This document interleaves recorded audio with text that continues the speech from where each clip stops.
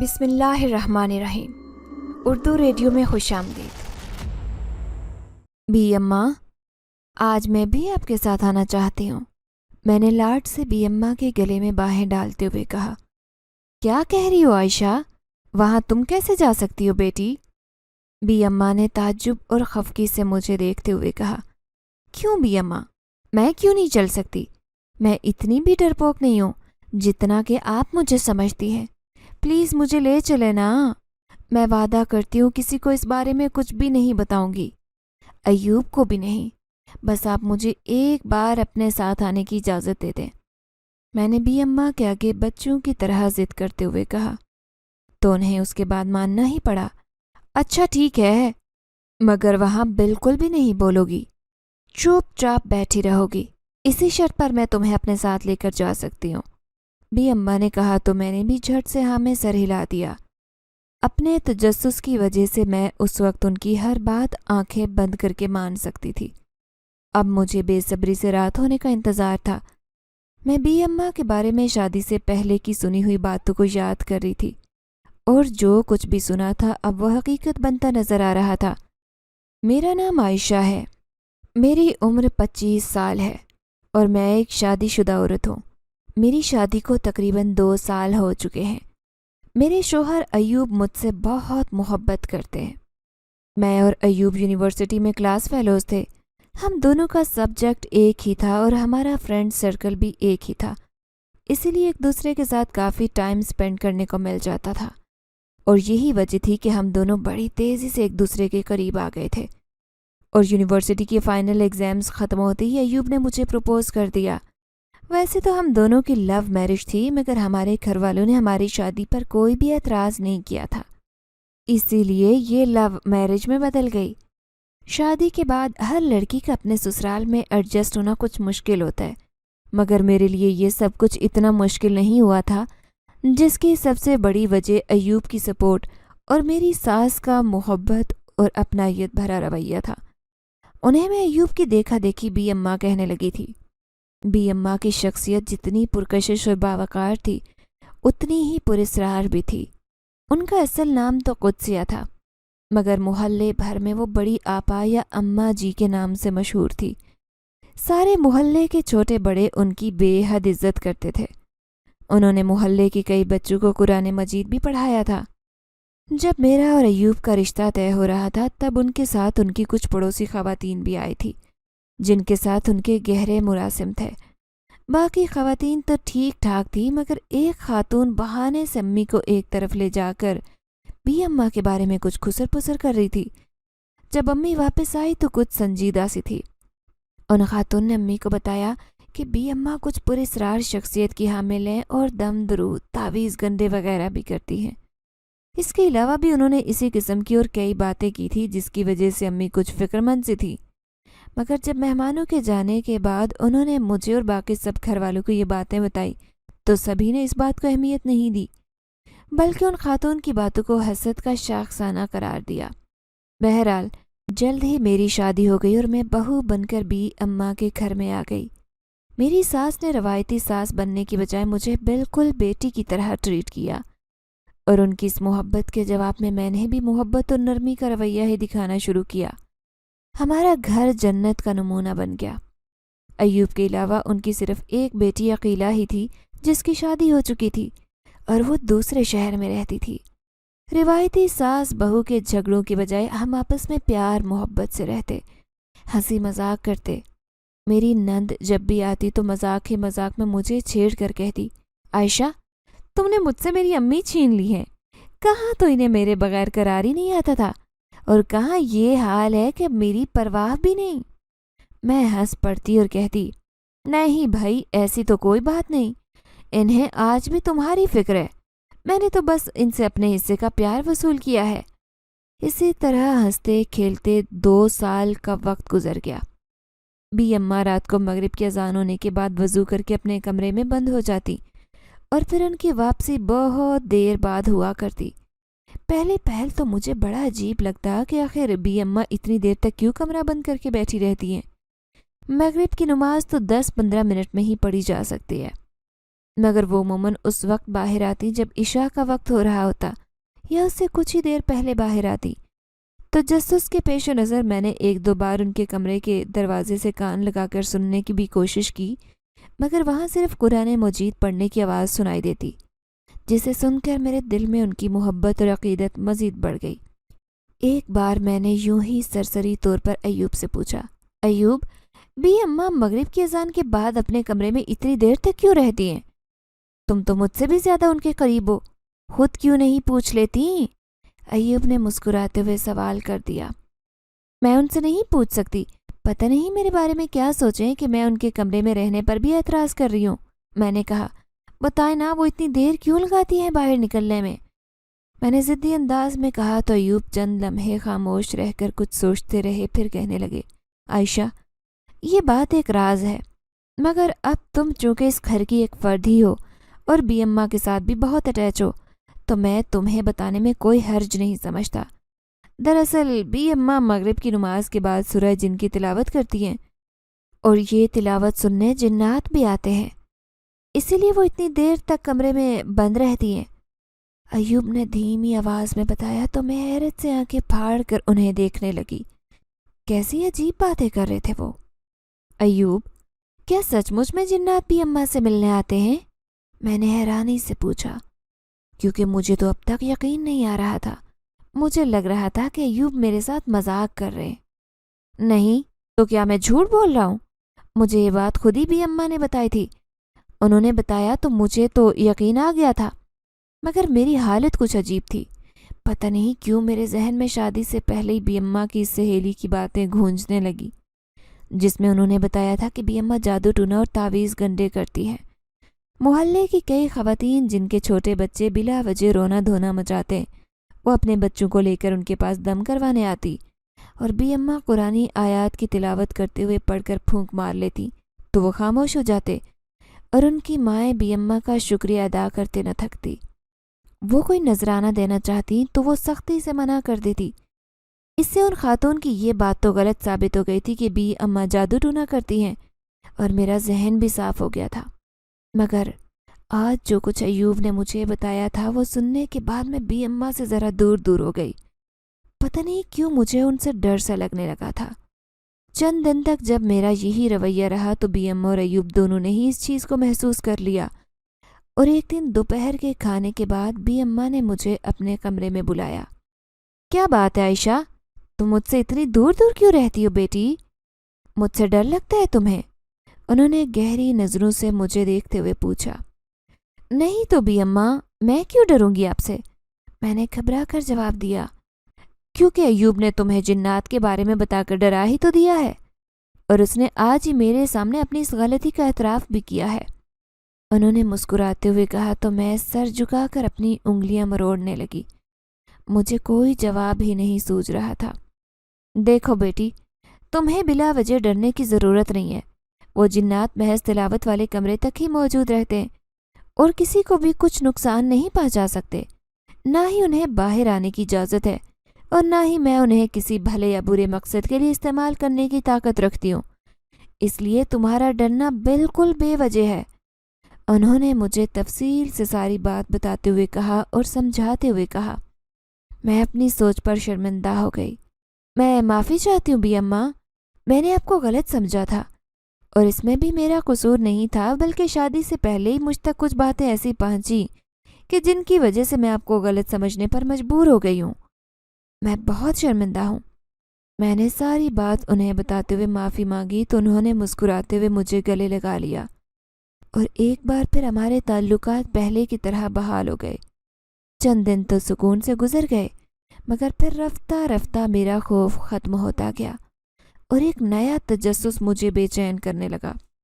B अम्मा अगर जिन्नात से मिल सकती हैं, उन्हें देख सकती हैं, तो मैं क्यों नहीं?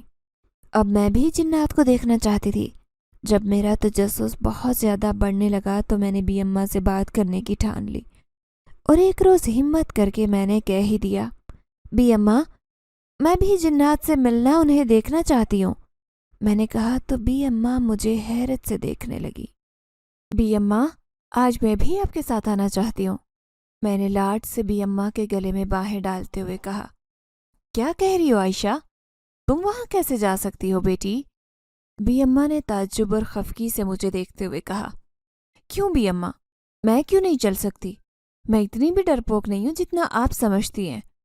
پلیز مجھے لے چلے نا، وعدہ کرتی ہوں کسی کو اس بارے میں کچھ بھی نہیں بتاؤں گی، ایوب کو بھی نہیں بتاؤں گی، بس آپ مجھے ایک بار اپنے ساتھ آنے کی اجازت دے دیں۔ میں نے بی اماں کے آگے بچوں کی طرح ضد کرتے ہوئے کہا تو انہیں ماننا ہی پڑا۔ اچھا ٹھیک ہے، مگر وہاں بالکل بھی نہیں بولو گی، تم چپ چاپ بیٹھی رہو گی، اسی شرط پر تمہیں اپنے ساتھ لے جا سکتی ہوں۔ بی اماں نے کہا تو میں نے جھٹ سے ہاں میں سر ہلا دیا۔ اپنے تجسس کی وجہ سے میں اس وقت ان کی ہر بات آنکھیں بند کر کے مان سکتی تھی۔ اب مجھے بے صبری سے رات ہونے کا انتظار تھا۔ میں آج بہت ایکسائٹڈ تھی۔ میں آج اس مخلوق کو دیکھنے جا رہی تھی جو ہمارے ارد گرد رہتے ہوئے بھی ہمیں نظر نہیں آتی۔ اللہ اللہ کر کے شام ہوئی۔ میں نے جلدی جلدی سارا کام مغرب کی اذان سے پہلے ہی نمٹا لیا تھا اور اب وضو کر کے بی اماں کے ساتھ بیٹھ کر اذان کا انتظار کر رہی تھی۔ جو ہی اذان ختم ہوئی ہم دونوں ہی اس کمرے کی طرف چل پڑیں جسے عبادت کے لیے مخصوص کیا گیا تھا۔ وہاں فرش پر جائے نماز بچھا کر ہم نے نماز پڑھی اور پھر دعا مانگنے کے لیے اماں نے طاق میں موجود قرآن پاک اٹھا لیا۔ پہلے انہوں نے کچھ دوسری آیات کی تلاوت کی، اس کے بعد سورہ جن پڑھنے لگی۔ ان کی آواز خوبصورت تو تھی ہی، مگر تلاوت کرتے ہوئے تو اس وقت وہ ایک عجیب سی کشش محسوس ہونے لگی تھی۔ دل بے اختیار ان کی آواز کی طرف کھنچنے لگتا تھا۔ میں بڑے غور سے کمرے کے ماحول کا جائزہ لے رہی تھی۔ بی اماں کو کافی دیر ہو گئی تھی تلاوت کرتے کرتے، مگر اب تک مجھے کوئی غیر معمولی بات محسوس نہیں ہوئی تھی۔ پہلے تو میں نے سوچا کہ شاید ایسا کچھ نہیں، یہ جنات وغیرہ نہیں آنے والے، مگر چند لمحے بعد میرا خیال غلط ثابت ہو گیا۔ کمرے میں ہلکی ہلکی خوشبو پھیلنا شروع ہو گئی تھی جو لمحہ بلمحہ تیز ہوتی گئی۔ میرا دل دھک دھک کرنے لگا۔ تھوڑی دیر تک کمرے کا درجہ حرارت بڑھ گیا۔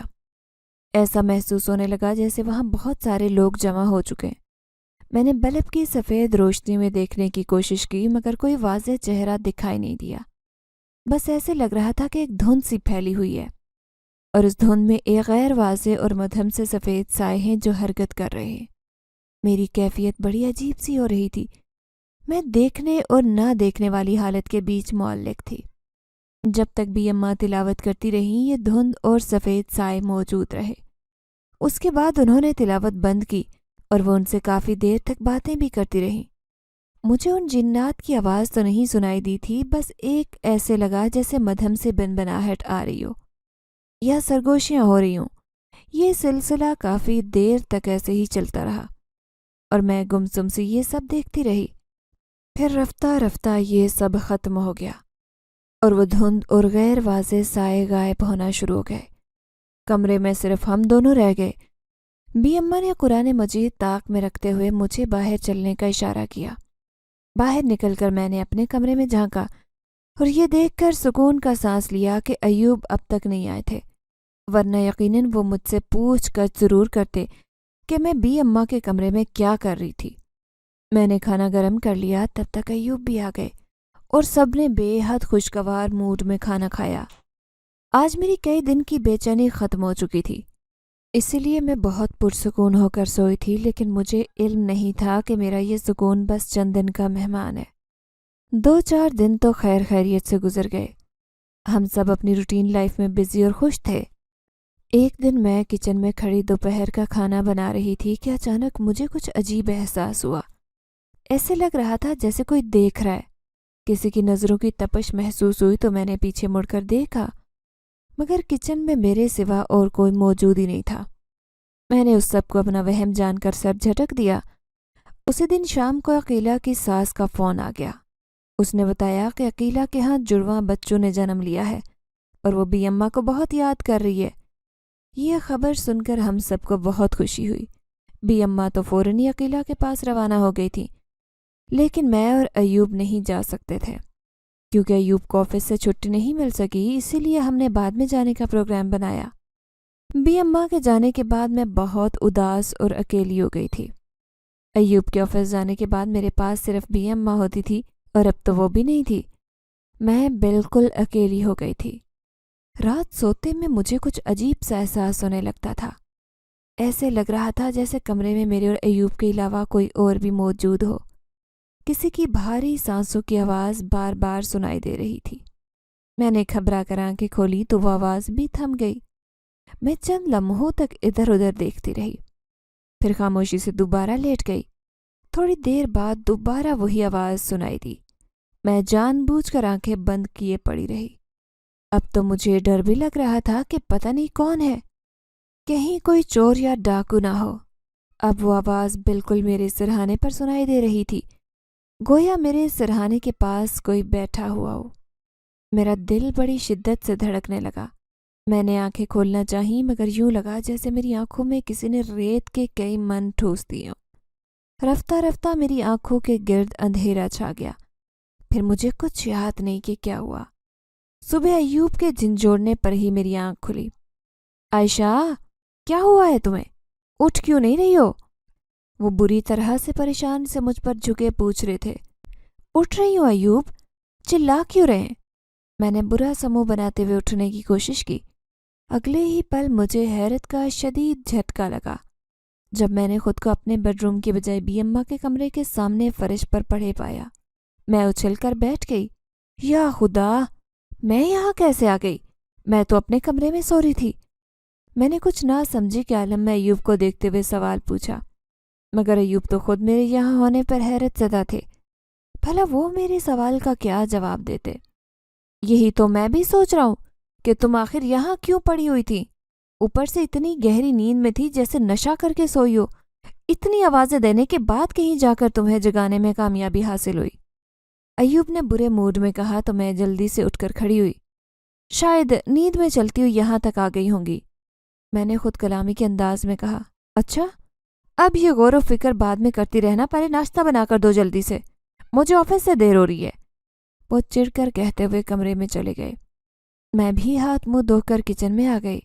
میں نے جلدی جلدی ناشتہ بنا کر ایوب کو دیا اور گھر کی صفائی ستھرائی میں جت گئی، کیونکہ پہلے ہی کافی دیر ہو چکی تھی۔ ایوب کے آفس روانہ ہونے تک میں نے خاصا کام نپٹایا، اس لیے اب ذرا سکون سے ناشتہ کرنے بیٹھی تو پتہ چلا کہ آملیٹ بنانے کے لیے انڈے تو ہے ہی نہیں۔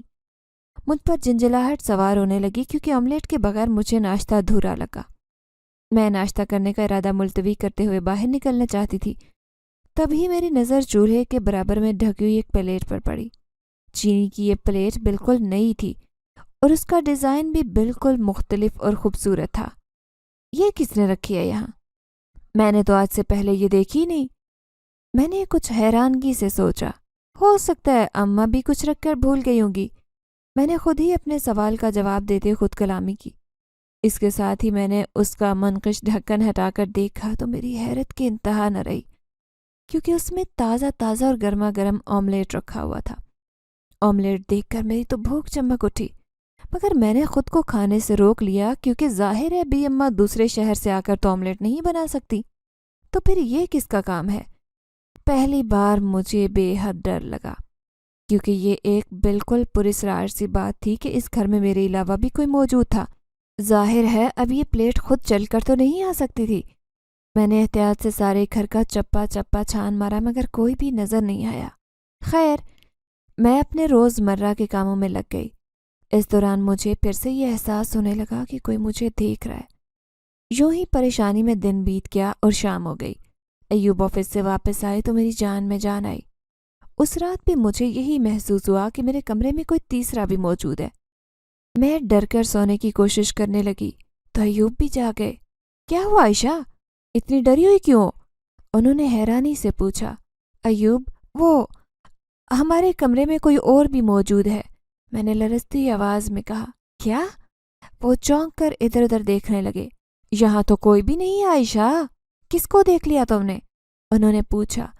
میں نے کسی کے چلنے پھرنے کی آوازیں سنی ہیں، نظر تو کوئی بھی نہیں آیا، میں نے جواب دیا۔ اف، اتنی سی بات پر نیند خراب کر دی میری۔ یار تمہیں وہم ہو گیا ہوگا، کوئی نہیں ہے یہاں، سو جاؤ اب، انہوں نے جمائی لیتے ہوئے کہا اور پھر سونے کے لیے لیٹ گئے۔ مگر میں بڑی دیر تک جاگتی رہی۔ اگلے دن میں نے بی اماں کو فون کیا اور بڑی دیر تک باتیں کرتی رہی، مگر چاہتے ہوئے بھی انہیں حالات کے بارے میں کچھ نہیں بتا سکی۔ حالانکہ میں نے فون ہی اسی لیے کیا تھا کہ آج کل گھر میں جو کچھ ہو رہا ہے اس بارے میں ان کو اطلاع کر دوں، مگر نہ جانے کیا بات تھی کہ میں اس بارے میں کچھ نہیں کہہ سکی۔ دوپہر میں بھی میں اکیلی بیٹھی موبائل فون پر کچھ دیکھ رہی تھی کہ اچانک کھٹکے کی آواز سنائی دی۔ میں ایک دم گھبرا گئی۔ اچانک میری الماری کا دروازہ خود بخود کھلنے لگا اور بند ہونے لگا۔ میں اس قدر خوف زدہ ہو گئی کہ ہلنے جلنے تک کی سکت نہیں رہی، بس پھٹی نظروں سے الماری کو دیکھے چلی جا رہی تھی۔ کافی دیر تک یہی کچھ ہوتا رہا، پھر دراز کھل گئی اور اس میں موجود سامان نکل کر ادھر ادھر لڑکنے لگا۔ پھر وہ سب دوبارہ سمٹ کر دراز میں جا پڑا اور وہ کھٹاک سے بند ہو گئی۔ اس وقت میں اکیلی تھی، گھر میں اور کوئی بھی نہیں تھا۔ میں نے بامشکل الماری پر سے نظریں ہٹاتے ہوئے آس پاس نظر دوڑائی تو ایسے لگا جیسے سیاہ دھوئیں جیسی کوئی چیز کمرے میں چکرا رہی ہو۔ میں دم بخود دیکھتی رہی، پھر سر پکڑ کر بیٹھ گئی۔ آخر یہ سب کیا ہو رہا تھا؟ میری سمجھ میں تو کچھ بھی نہیں آ رہا تھا، نہ ہی میں کسی کو کچھ بتا پا رہی تھی۔ ایوب گھر آئے تو مجھے پریشان اور الجھا ہوا دیکھ کر چونک گئے۔ کیا بات ہے عائشہ؟ اتنی پریشان سے کیوں ہو؟ سب ٹھیک تو ہے نا؟ انہوں نے مجھے بڑے غور سے دیکھتے ہوئے پوچھا تو میں نے گہری سانس لی۔ ہاں ایوب، سب ٹھیک ہے، مگر میں نے بات ادھوری چھوڑتے ہوئے کہا۔ مگر کیا؟ کوئی مسئلہ ہے یا پریشانی ہے تو بتاؤ، ایوب نے پوچھا۔ آج مجھے بی اماں کی بہت یاد آ رہی ہے ایوب۔ میں کہنا کچھ اور چاہتی تھی۔ آج جو کچھ ہوا تھا وہ سب کچھ ایوب کو بتانا چاہتی تھی، مگر عین وقت پر جیسے کسی نے مجھے وہ سب کہنے سے روک لیا اور میرے الفاظ بدل گئے۔ بے بسی کے احساس کی شدت سے میں رونے لگی، لیکن میرے اس طرح رونے کو ایوب سمجھ نہیں پائے۔ وہ یہی سمجھے کہ میں اماں کی جدائی سے گھبرا کر رو رہی ہوں۔ ارے عائشہ، پاگل ہو گئی ہو کیا یار؟ بس چند دن کے لیے تو گئی ہیں بی اماں، ہفتے ڈیڑھ ہفتے تک واپس آ جائیں گی، بھلا اس میں رونے کی کیا بات ہے؟ انہوں نے مجھے گلے لگا کر میرا سر تھپکتے ہوئے کہا۔ ان کی بات سن کر میں اور زیادہ شدت سے رونے لگی۔ کاش میں ایوب کو بتا سکتی کہ آج کل میرے ساتھ کیا ہو رہا ہے، میں کس عذاب میں گرفتار ہوں، مگر میرے الفاظ ہی میرا ساتھ نہیں دے سکتے تھے۔ میں کسی سے کیا گلہ کرتی؟ میں ان کے کندھے پر سر رکھے روتی رہی اور وہ مجھے تسلیاں دیتے رہے۔ رات کو کسی بھی وقت میری آنکھ کھلی تو ایوب نہیں تھے۔ باتھ روم کی لائٹ چل رہی تھی، یقیناً وہ وہیں پر تھے۔ مجھے شدید پیاس لگی، جگ اٹھا کر دیکھا تو خالی تھا۔ آج اپنی پریشانی میں اس میں پانی ڈالنا بھول گئی تھی۔ اف، اب اس سردی میں باہر جانا پڑے گا، میں نے برا سا منہ بنا کر سوچا اور شال لیتے ہوئے باہر نکل آئی۔ سردیوں کے ابھی تو بس شروعات ہی تھی، مگر ابھی سے اتنی سردی ہو رہی تھی کہ خدا کی پناہ، آئندہ تو جانے کیا حال ہونے والا ہے۔ میں یہی سوچتی ہوئی شال کو اچھی طرح سے لپیٹ کر کچن کی طرف چل پڑی۔ کچن میں نے پانی پیا اور باہر نکلنے کو تھی کہ بڑی شدت سے چائے کی طلب ہونے لگی، تو میں نے چائے کا پانی چولہے پر چڑھا دیا۔ اسی وقت کسی کی آہٹ سنائی دی تو میں ڈر کر پلٹنے والی تھی کہ اچانک ہی کسی نے مجھے پیچھے سے جکڑ لیا۔ ڈر کے مارے شاید میرے منہ سے چیخ نکل جاتی اگر میں ایوب کی آواز نہ سنتی۔ ڈرو مت، یہ میں ہوں۔ ایوب کی آواز سن کر میں نے سکون کا سانس لیا۔ ایسے بھی کوئی ڈراتا ہے کیا؟ میری جان نکال دی تھی آپ نے، میں نے مصنوعی خفگی سے کہتے ہوئے اپنا سر ان کے سینے پر رکھا، مگر کوئی عجیب سا احساس مجھے بے چین کر رہا تھا۔ میرے ہوتے ہوئے ڈرنے کی کیا ضرورت ہے پاگل؟ ہاں، اگر مجھ سے ڈرو تو اور بات ہے، انہوں نے میرے بال بگاڑتے ہوئے کہا تو میں ہنس پڑی۔ کیوں، آپ کوئی جن ہے کیا جو میں ڈر جاؤں گی؟ میں نے کہا تو ان کے چہرے کا رنگ بدل گیا۔ وہ اپنے ہونٹوں پر ایک عجیب سی مسکراہٹ سجائے مجھے دیکھتے رہے۔ مجھے عجیب سی بے چینی کا احساس ہونے لگا۔ چائے بننے کے بعد ہم دونوں نے چائے پی اور پھر میں برتن سنک میں رکھ کر جگ میں پانی بھرے باہر نکلنے لگی، مگر ایوب وہیں بیٹھے رہے۔ آپ چلیں گے بھی یا رات ادھر ہی بسر کرنے کا ارادہ ہے؟ میں نے پوچھا۔ تم جاؤ، میں آتا ہوں، انہوں نے جواب دیا تو میں کمرے کی طرف بڑھ گئی۔ سردی کی شدت میں اضافہ ہو گیا۔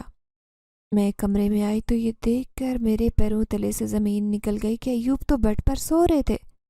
کچن سے نکل کر میں سیدھی اپنے کمرے میں آئی اور اس دوران ایوب میرے ساتھ نہیں آئے تھے۔ انہوں نے کہا تھا کہ وہ بعد میں آئیں گے، تو پھر اتنی جلدی وہ یہاں کیسے آ گئے؟ اور اگر وہ ایوب تھے تو یہ کون تھا؟ اور اگر یہ ایوب تھے تو وہ کون تھا؟ اپنے چکراتے ہوئے سر کے ساتھ میں گرنے کے انداز میں بیڈ پر بیٹھ گئی تو میرے ہاتھ سے جگ چھوٹ گیا اور ایک چھناکے سے ٹوٹ گیا۔ اس کی آواز سے ایوب جاگ گئے۔ عائشہ، تم اس وقت کیوں جاگ رہی ہو؟ انہوں نے نیند سے بھری آواز میں پوچھا تو میں یکٹک انہیں دیکھنے لگی۔ عائشہ، میں تم سے کچھ پوچھ رہا ہوں، انہوں نے زور سے کہا تو میں بری طرح سے چونک گئی۔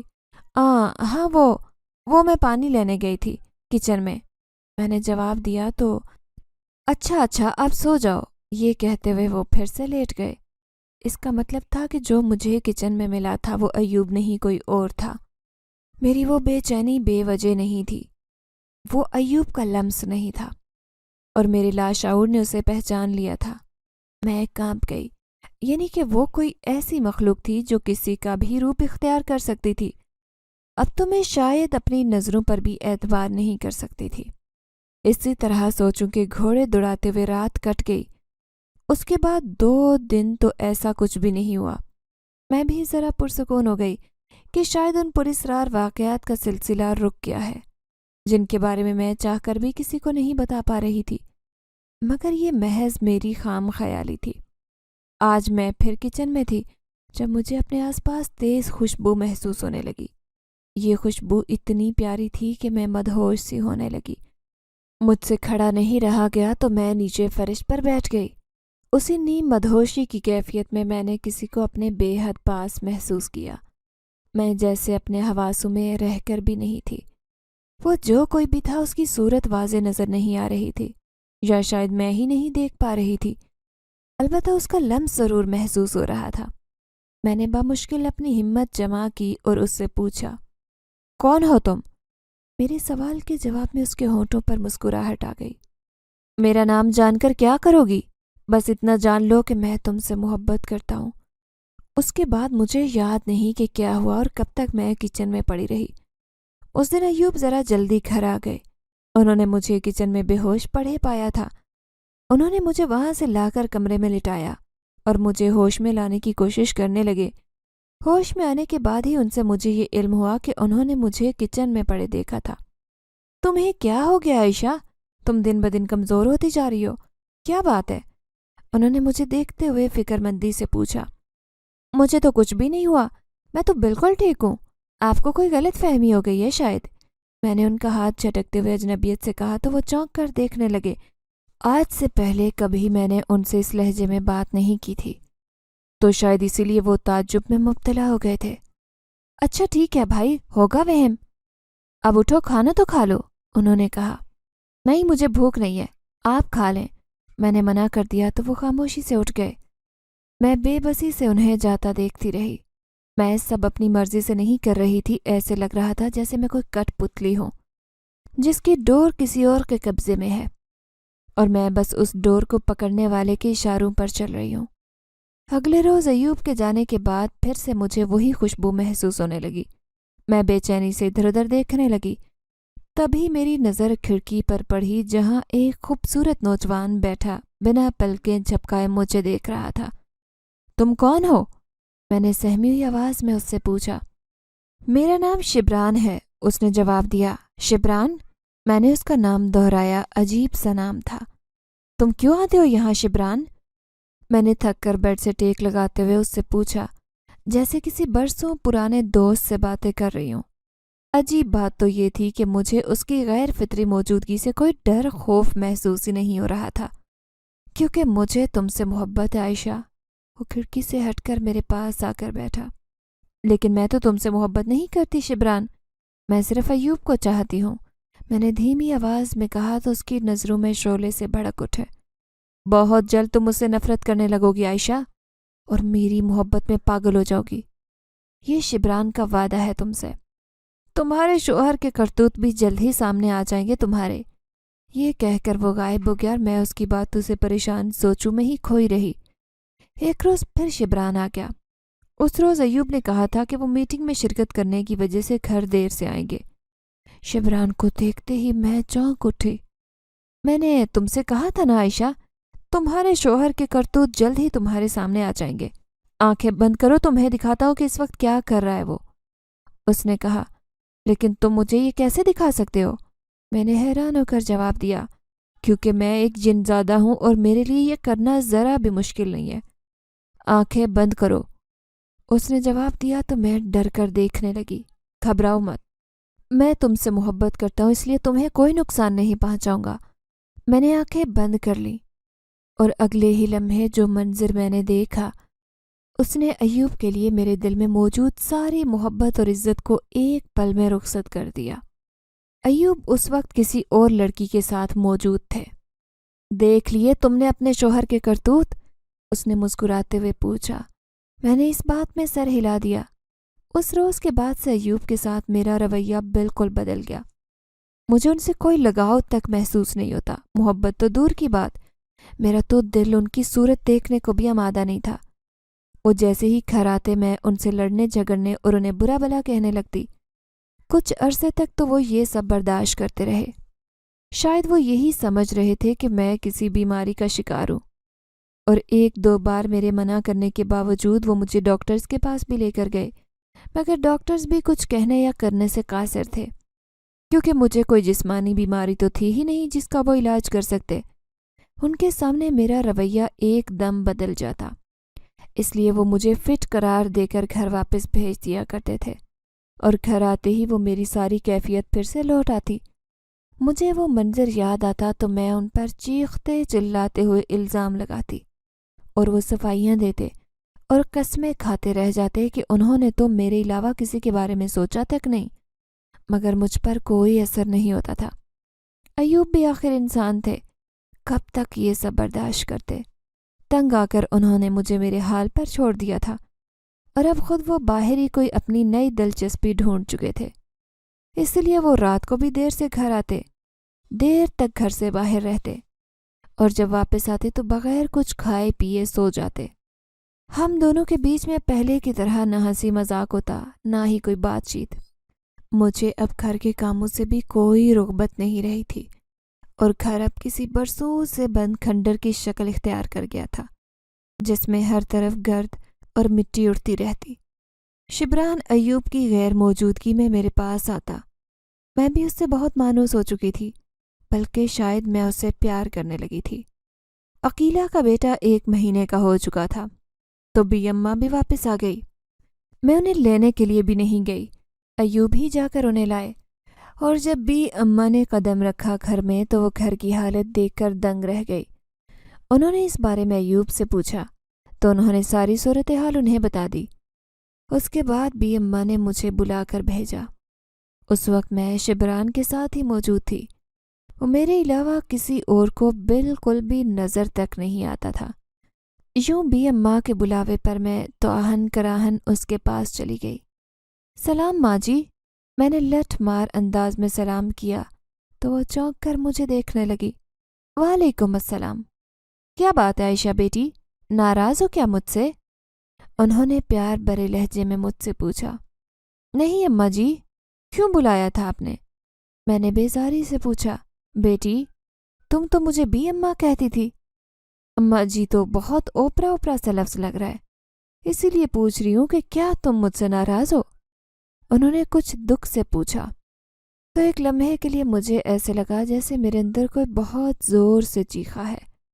میں آگے بڑھ کر انہیں گلے لگنا چاہتی تھی، مگر پھر جیسے کسی اندیکھی طاقت نے مجھے ایسا کرنے سے روک لیا، اور میں ویسی ہی سرد اور سپاٹ نظروں سے انہیں دیکھنے لگی۔ میرے پاس فضول وقت نہیں ہے بڑھیا، آئندہ مت بلانا مجھے۔ ایک دم سے میری آواز بدل گئی اور یوں لگنے لگا جیسے کوئی بھیڑیا غرایا ہو۔ بی اماں تو بری طرح سے چونک پڑی، ان کے چہرے پر شدید پریشانی کے آثار نظر آنے لگے۔ میری بدتمیزی پر ایوب کو شدید غصہ آ گیا۔ عائشہ، ہوش میں رہ کر بات کرو، اپنے ساتھ کی جانے والی زیادتی تو میں سہ لوں گا، مگر بی اماں کے ساتھ تمہاری اس بدتمیزی کو ہرگز برداشت نہیں کروں گا۔ وہ غصے سے کہتے ہوئے آگے بڑھے تو بی اماں نے فوراً انہیں روک لیا اور میری آنکھوں میں آنکھیں ڈال کر دیکھنے لگی۔ چند لمحے بعد انہوں نے مجھے جانے کا اشارہ کر دیا تو میں کسی روبوٹ کی طرح چلتے ہوئے اپنے کمرے میں آ گئی اور سر گھٹنوں میں دے کر بیٹھ گئی۔ مغرب کی اذان ہوئی تو بی اماں اور ایوب میرے کمرے میں آ گئے۔ ان کے ہاتھ میں رسی کا لچھا تھا جسے انہوں نے مجھے شدید مزاحمت کے باوجود مضبوطی سے باندھ لیا تھا اور مجھے لے کر اسی کمرے کی طرف چل پڑے جس میں بی اماں تلاوت کیا کرتی تھی۔ مجھے اپنے سامنے بٹھا کر بی اماں نے سورہ جن کی تلاوت شروع کی اور تھوڑی ہی دیر میں کمرے میں دھند سی چھا گئی۔ پھر ایک بارعب مردانہ آواز سنائی دی۔ کیا بات ہے خاتون؟ اتنی پریشانی میں کیوں ہیں آپ؟ اس بارعب آواز نے پوچھا۔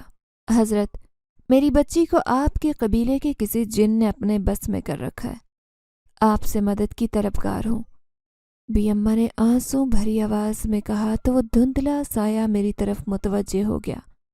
میں نے اپنے اندر شدید مزاحمت محسوس کی اور چیخنے چلانے لگی، مگر پھر دھیرے دھیرے پرسکون ہوتی گئی۔ میری آنکھوں سے ایک دھوئیں کی لکیر نکلنے لگی اور یہ دھواں مجتمع ہو کر شبران کے مکمل وجود کا روپ دھار گیا۔ اتنے سارے عرصے میں پہلی بار میں خود کو ان اندیکھی زنجیروں سے آزاد محسوس کرنے لگی تھی۔ شبران، تم نے اس بچی کو کیوں تنگ کیا؟ وہ بزرگ جن جو در حقیقت شبران کے قبیلے کے سردار تھے غصے سے پوچھنے لگے۔ کیونکہ میں ان سے محبت کرتا ہوں، شبران نے سر جھکا کر اعتراف کیا۔ کیا تجھے علم نہیں تھا کہ وہ شادی شدہ ہے اور تو اس کو ورغلا کر ایک بہت بڑے جرم کا مرتکب ہو رہا تھا؟ سردار اس سے بڑی سختی سے باز پرس کر رہے تھے۔ وہ اپنے شوہر سے محبت نہیں کرتی تھی سردار۔ شبران نے جھوٹ بولا تو سردار اس کی اس بات پر بھڑک اٹھے۔ انہیں شبران کی ساری چالوں کا علم ہو چکا تھا۔ انہوں نے فوری طور پر اسے قید کر لیا اور اس طرح مجھے اسے رہائی مل گئی تھی۔ میں اب گم سم سی یہ ساری کاروائی ہوتا دیکھ رہی تھی۔ بعد میں جب میں پوری طرح سے حواسوں میں واپس آ گئی تو سردار اور بی اماں نے مجھے سب کچھ بتا دیا کہ جو کچھ بھی اس نے ایوب کے بارے میں مجھے دکھایا تھا وہ صرف فریب نظر تھا اور اس میں کوئی بھی حقیقت نہیں تھی۔ شبران جنزادہ صرف اور صرف ہم دونوں کو الگ کرنا چاہتا تھا تاکہ میں صرف اسی کی ہو کر رہ جاؤں۔ میں آج ایوب کے ساتھ بہت زیادہ خوش ہوں اور ایوب پہلے سے بھی زیادہ مجھ سے محبت کرتے ہیں۔ شبران جنزادے کے ہماری زندگی سے غائب ہونے کے بعد سب کچھ اب بالکل پہلے کی طرح ٹھیک ہو چکا ہے، مگر آج بھی پتہ نہیں کیوں کبھی کبھی مجھے شبران جنزادے کی بہت زیادہ یاد آتی ہے۔ شاید اندر ہی اندر کہیں نہ کہیں میں بھی اسے پیار کرنے لگ گئی تھی۔